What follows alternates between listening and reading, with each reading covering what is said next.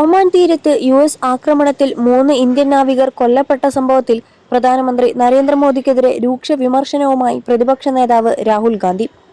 സംഭവത്തെപ്പറ്റി compromised പ്രധാനമന്ത്രി ഒരു വാക്കുപോലും പ്രതികരിച്ചില്ലെന്ന് രാഹുൽ ഗാന്ധി പറഞ്ഞു. കോംപ്രമൈസ്ഡ് പ്രധാനമന്ത്രിക്ക് ഭാരതമാതാവിന്റെ മക്കളെ സംരക്ഷിക്കാൻ കഴിയില്ലെന്നും നാവികരെ കൊലപ്പെടുത്തിയവരെ എതിർക്കാൻ പ്രധാനമന്ത്രിക്ക് ധൈര്യമോ ശക്തിയോ ഇല്ലെന്നും രാഹുൽ ഗാന്ധി വിമർശിച്ചു.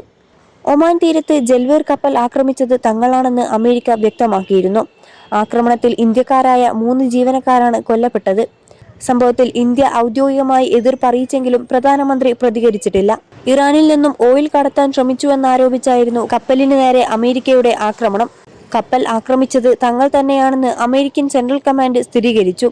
ഒമാൻ സഹായത്തോടെ കപ്പലിലെ മറ്റ് നാവികരെ മാറ്റി. പോർവിമാനത്തിൽ നിന്നും 2 ഹെൽഫയർ മിസൈലുകൾ തൊട്ടടുത്ത് കപ്പലിന്റെ എഞ്ചിൻ റൂം തകർക്കുകയായിരുന്നു. ഇതുവരെ 9 കപ്പലുകളെ ആക്രമിച്ചു. ഒമാൻ തീരത്ത് ആക്രമിക്കപ്പെട്ട MT ജൽവീർ കപ്പലിൽ 20 ഇന്ത്യൻ ജീവനക്കാരാണ് ഉണ്ടായിരുന്നത്.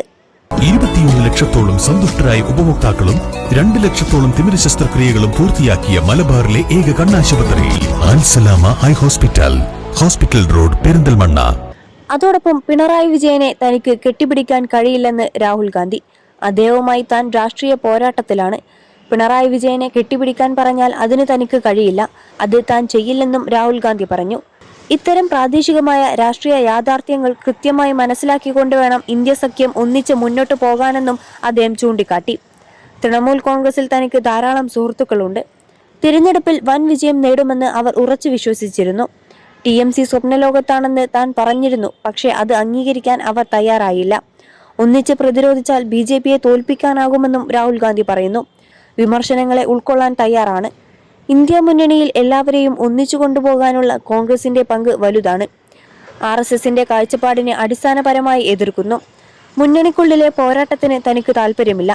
പ്രതിപക്ഷം ദുർബലമാണെന്ന് തെളിയിക്കാൻ ശ്രമം നടക്കുന്നുണ്ട്. അത് നാം മനസ്സിലാക്കണമെന്നും രാഹുൽ ഗാന്ധി ചൂണ്ടിക്കാട്ടി.